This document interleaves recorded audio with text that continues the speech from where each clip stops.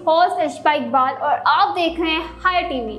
नाजरीन, आप सबको जश्न आज़ादी बहुत मुबारक हो। चलें आज बात खेलों की दुनिया की करते हैं। एक टाइम था जब ये मुल्क कौमी खेल हॉकी, क्रिकेट, स्क्वैश से पहचाना जाता था। तीनों खेलों की अरूज और ज़वाल की दास्तान काफ़ी दर्दनाक है। मुझे आज वर्ल्ड कप 1994 भी याद है कि उसके हीरो गोलकीपर मंसूर, जिसने फाइनल में गोल रोककर हमें खुशियां दी जब वो अस्पताल में एक महलिक बीमारी में मुब्तला था और कोई पूछने वाला नहीं था सिवाय चंद दोस्तों के। और फिर उसका इंतकाल हो गया और फिर आहिस्ता आहिस्ता हमारी हॉकी भी ख़त्म हो गई। क्या आपको कराची के इलाका कुरुंकी से ताल्लुक़ रखने वाले नसीम हमीद याद है, जिसका बाप भी एक मजदूर था और उस लड़की ने अपनी मेहनत से पाकिस्तान को सेफ गेम्स में गालबन सिल्वर मेडल दिलवाया था और क्या जश्न मनाया गया था। उससे हमारे हुक्मरानों ने क्या वादे किए थे, शायद ही इससे क्या हुआ वादा पूरा हो। फिर वो बेचारे जमात की जिद में आ गई, गोलकीपर मंसूर की तरह, जिसको ड्रग में जेल भी हुई और वो खुद बताता था कि इससे किस तरह खिलाफ जाल तैयार हुआ। मुझे तो लियारी से ताल्लुक़ रखने वाला वो बॉक्सर भी याद है जिसने बरसों पहले कराची में होने वाले बैनुल अक़वामी मुकाबलों में मेडल जीता। तो उस वक्त इसने पैसे ना होने की वजह से एक वक्त खाना नहीं खाया था और जीतने के बाद पहली फरमाइश उसने खाने की। मुझे तो उस इलाके के अलावा फुटबॉलर और बॉक्सर भी याद हैं जो बेरोजगारी की वजह से जराइम की दुनिया में चले गए।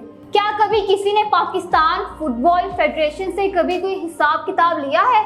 बस अल्लाह हमारे हीरो अरशद नदीम को इन मुनाफिकों की नज़र बद से बचाए, वरना तो इस मसमानदा इलाका यानी चनों से रखने वाला गुलाम हैदर वाइन को वजीर आला पंजाब बनाया गया तो उसको दिल से कबूल नहीं किया गया।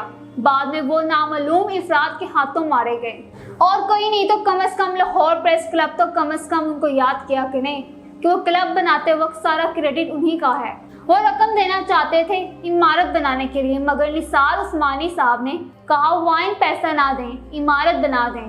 खेलों की दुनिया में हम कॉल बदकिस्मती से एयर मार्शल नूर खान जैसे इंतजामी सरबराह ना मिल सका, जिनके ज़माने में हम हॉकी, क्रिकेट और स्क्वैश में नंबर 1 रहे। बाद में बस चंद एक को छोड़कर 2 नंबर ही आए और आहिस्ता आहिस्ता पहले कौम का ज़वाल हुआ, फिर कौमी खेल का।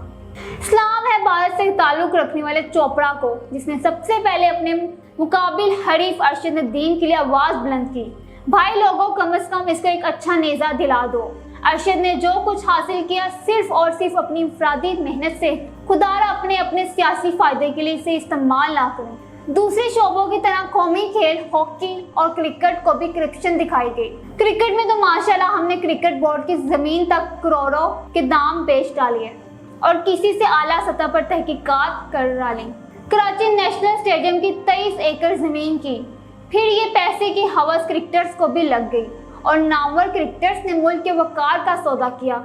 एक नहीं कई कहानियां हैं और कुछ नहीं तो जस्टिस मुल्क कौम कमीशन की रिपोर्ट का ही तफसीली जायजा ले लें। हमारे तो खेलों की बोर्ड में भी तकरीरी सियासी बुनियादों पर होती है। हमें तो शर्म भी नहीं आती कि जायज़ा ले लें आखिर 77 साल एक अरशद नदीम ही क्यों सामने आया और वो किसी बोर्ड की सरपरस्ती की वजह से नहीं, अपनी मेहनत से इत्तेसाब करता है। पाकिस्तान स्पोर्ट्स बोर्ड और पाकिस्तान ओलंपिक फेडरेशन, इनकी कारकर्दगी क्या रही है?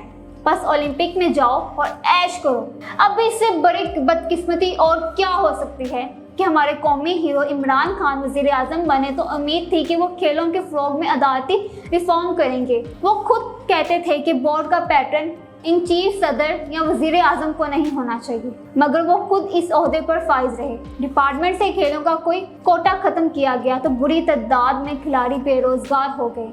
खुद अरशद नदीम भी जो गालबन वापदा में नौकरी करता था उसका शिकार हुआ। हमारी आज तक खेलों की कोई कौमी पॉलिसी ही नहीं रही। सियासी बुनियादों पर खेलों की फेडरेशन और बोर्ड के सरबराह मुकद्दर किए जाते हैं। अब हमारी यूनिवर्सिटी की दोस्त शाहिरा रजा का हॉकी से क्या ताल्लुक, मगर वो हॉकी एसोसिएशन की सदर बना दी गई। मोहसिन नकवी हो या नजम सेठी, खालिद महमूद हो या कोई और, अगर हुकूमतें बदलने से खेलों के सरबराह मुकद्दर और हर तरफ किए जाएंगे तो हशर वही होगा जो इस वक्त हो रहा है। हम 80 की दहाई से दहशत गर्दी का शिकार हैं। मगर आज तक हमने इस बात का जायजा ही नहीं लिया कि खेल कितनी बड़ी तब्दीली ला सकता है। दहशतगर्दी के खिलाफ आलमी जंग में एक मिसाल देकर बात खत्म करना चाहती हूँ। एक टाइम था कि क्रिकेट को क़यामत बहुत पसंद नहीं करते थे। हद तो ये थी कि फास्ट बॉलर के पैंट से बॉल रगड़ने को भी फहाशी के ज़मरे में बुलाया जाता था। आज पाकिस्तान से लेकर अफगानिस्तान तक अमला ये पश्तूनों का तकरीबन कौमी खेल बन गया है। खेल अदम बर्दाश्त खत्म करता है, हार को हौसले से बर्दाश्त करना सिखाता है, जीत पर खुशी और शुक्र के मिले जाने पर जज्बात हैं। अरशद नदीम, शुक्रिया तुम मायूस कौम के चेहरों पर खुशियां लाए और बताया कि तुम ही असल में मिस्टर स्पीड हो। मियां चनो वालों को मुबारक हो। जी तो नाजरीन, ये था मेरा आज का प्रोग्राम। उम्मीद करती हूँ कि आप सबको मेरा प्रोग्राम पसंद आया होगा। अगर प्रोग्राम पसंद आया हो तो हमारे चैनल को सब्सक्राइब कीजिए, कमेंट कीजिए और शेयर कीजिए। इसी के साथ अपनी हौस इल्शबा इकबाल को दीजिए इजाज़त। मिलते हैं अगले प्रोग्राम में, तब तक के लिए अल्लाह हाफिज़।